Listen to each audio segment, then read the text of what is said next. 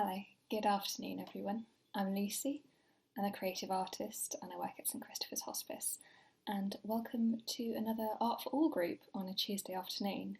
But this is filmed a little in advance of a Tuesday afternoon because what I'm about to show you in terms of an art idea needs really sunny weather, and I looked at the weather forecast and I thought Tuesday isn't looking very likely for me to be able to show you what happens with this art activity, and for if you happen to have the materials for you to be able to do it yourself.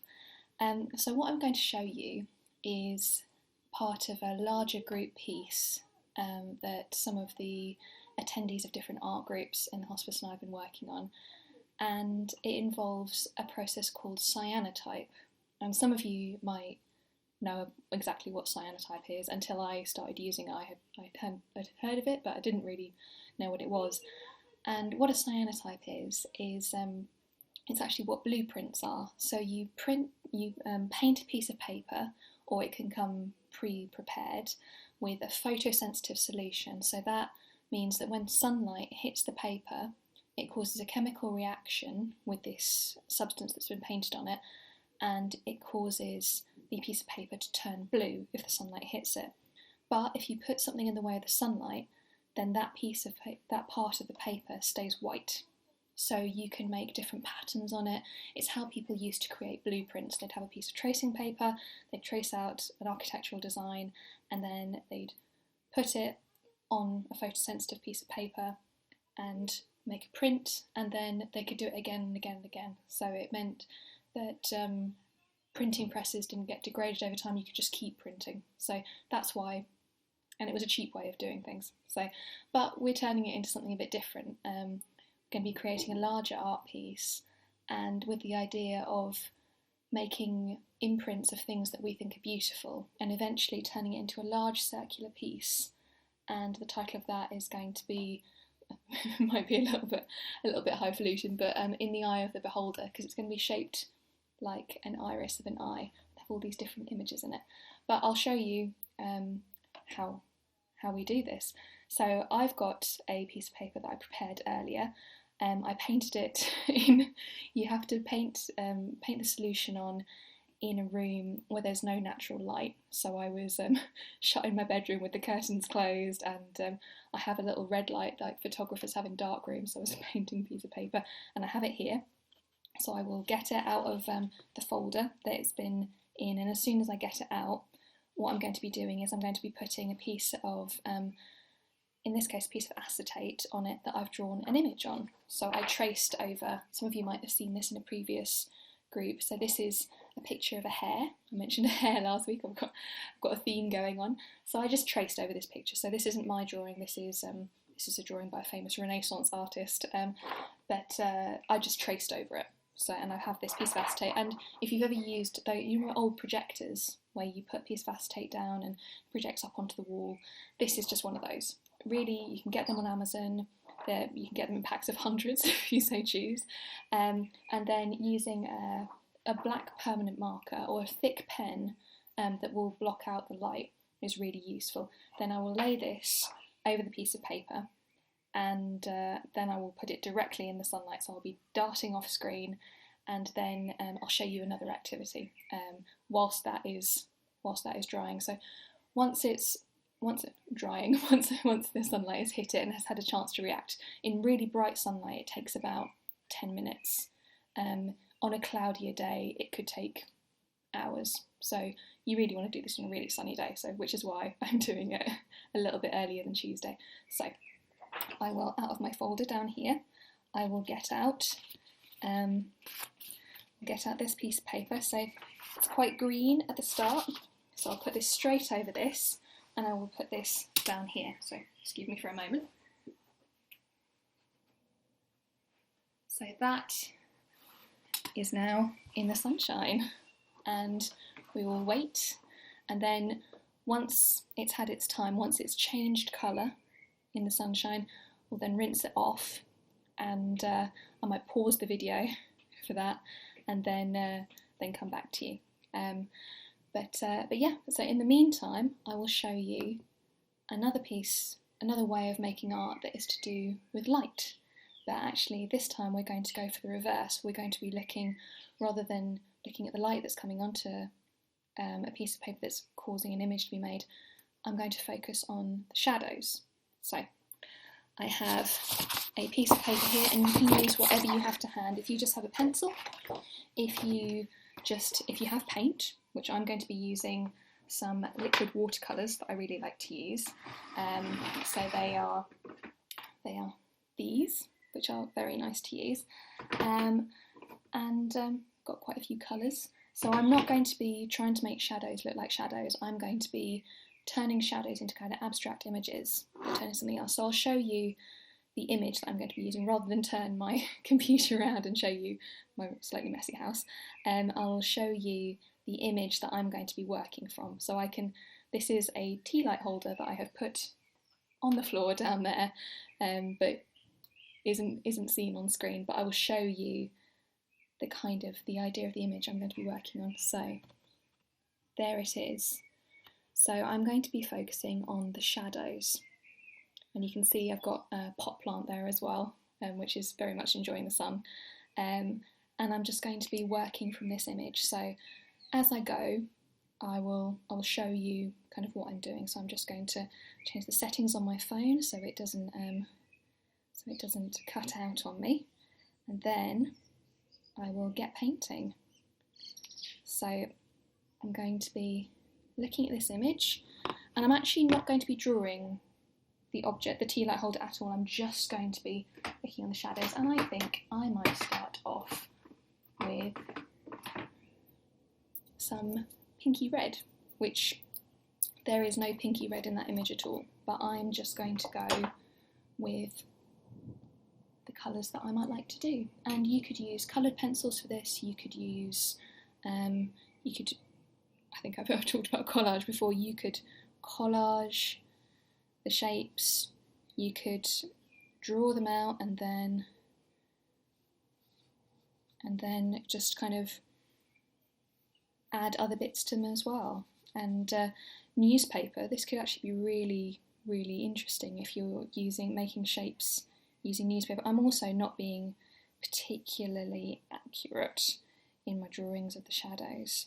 So I'm looking down, and then and some of the shadows where there's kind of a big blob of shadow, I might go back in and I might add another colour, I think, because it's not maybe that interesting to look at when there's just kind of one big blob. So I'll show you what I've done so far. So this far, I've got this, and that is kind of corresponding to the leafy shadow on the one side. But what I'm going to do now is that, yeah, the pinky red looks okay, but I'm going to add in some blue, and I think this might create quite a nice purple. So I'm going to add in a bit of that. So, and if you're using watercolours, it will blend in slightly. I'm also going to add a little bit of water, just so that it kind of makes this kind of washy effect and blends in. I quite like dropping water onto paper and then just kind of blobbing it a bit and seeing what happens. So then you start to create like different effects and going over other colours. So now I've added that blue. I think I might use some of the blue and go down into the shadow of the tea light, and just do that. And then it's got these really kind of like mottledy bits where there's this mottled glass, and I'm just going to have a play with that, have a little go at that. And I'm also going to maybe just some of the purple's got a bit thick up the top, so I'm going to kind of make that a bit bigger actually, and then I'm going to go back in with the blue, add a bit more blue to where the purple was. So now we've got quite a different image coming out. So I'll show you where I've got to. So this is, and it might drip when I lift it up, but I I don't mind that. I think it could make it quite interesting. So now, got move this over a bit. So now we've got this. So you can see if I hold this image up, you can kind of see there's some similarity, but it looks quite different. And actually what I'm going to do now is I'm going to turn this image upside down, and then I'm going to turn this image on its side, and I'm going to add in the pattern again. So I'm going to pick another colour as well, because why not? I'm going to go for an orange. I'm going to give my brush a good wash because it's now got quite a lot of blue on it, and we could create a slightly interesting colour if I mix the orange and the blue, probably brown. When in doubt, if you add 3 colours together, in the end, it's probably going to turn brown. I think that's the first rule of watercolour. So yeah, I'm going to do that, and I'm just going to kind of be quite loose with my brush strokes. I'm going to add in some of the shapes from up here and put them on the other side of the kind of tea light. And I'm going to add a lot more in, and then I'm going to add in a bit of, what do I want to add in now? Oh dear, had a bit of a leak. So I've, rather than use kitchen towel, I've got it on my fingers now, so I'm actually going to add that with my fingers onto the paper. So this is a waste not, want not. So just adding it on, and then I'll show you what that looks like. So yeah, we have that, and I'm going to use my brush and just kind of highlight those finger marks and just turn them into something different. So I'm going to probably add a bit more red to this. So go over the orange with a bit of actual red. And then I'm going to turn the image around again, and I'm going to add in more, and I'm going to go over things, and I'm just going to see where it takes me. I think now probably add it in a bit to my smears over this side.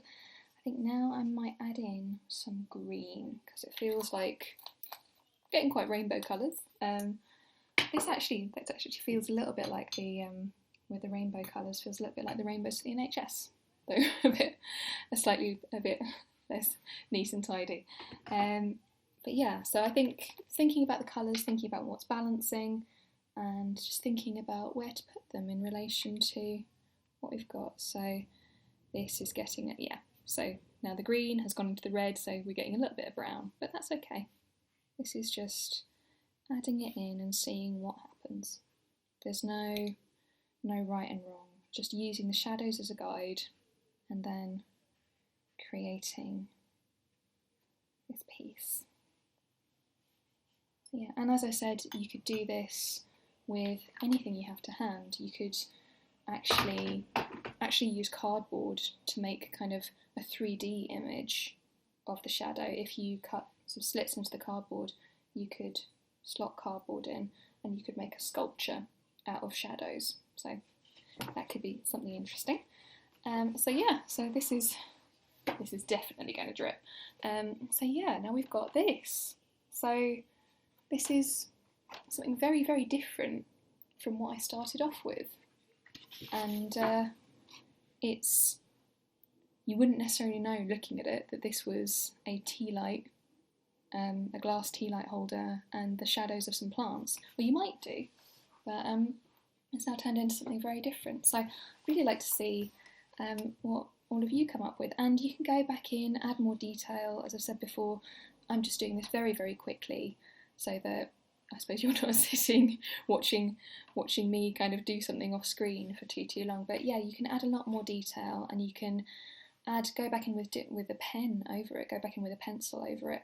you might see different things that jump out to you in your image. You might think, oh gosh, this looks like a forest, or this looks like a cityscape, and actually choose to turn that into that. You might just choose a very limited palette of colours. I've gone rainbow.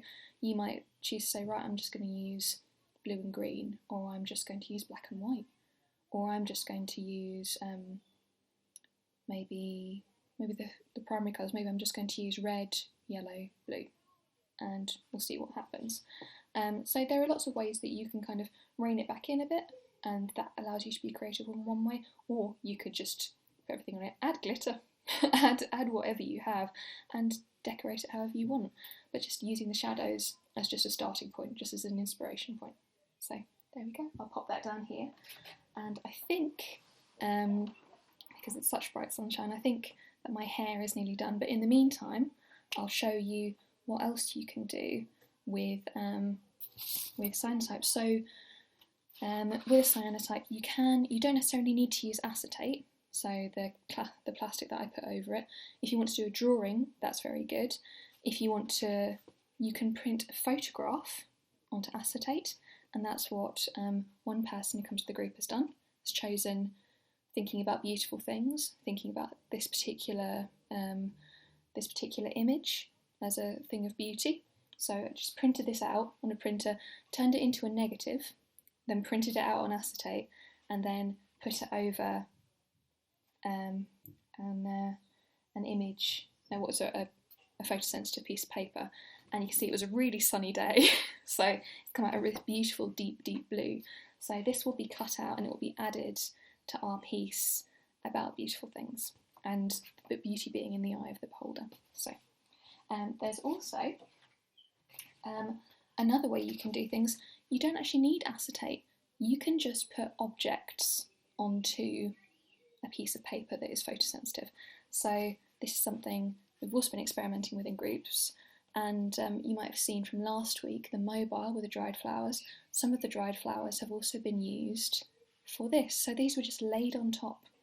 They don't need to be stuck down, they don't need to be attached to acetate. They can actually just be, provided it's not a windy day, and if you're outside, you can just put objects directly onto the photosensitive paper and you'll get this result.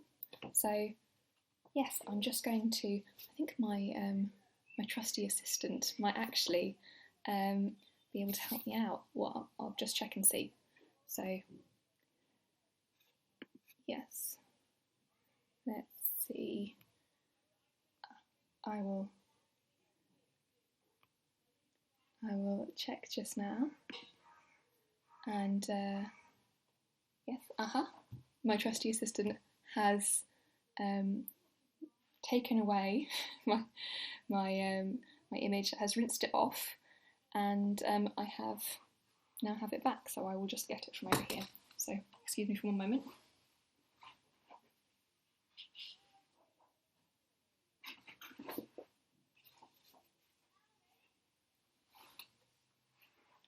So what we now have is this. Sorry, there's a bit of a glare. So we have this, and this is the image of the hair.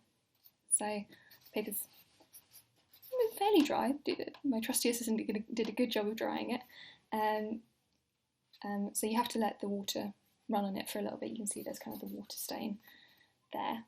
But yeah, you can see the line does need to be quite thick, but you have this kind of this blueprint image, this negative image, and I suppose maybe there's something about the negative image being of something positive, and also, yeah, just a way to use light in drawing.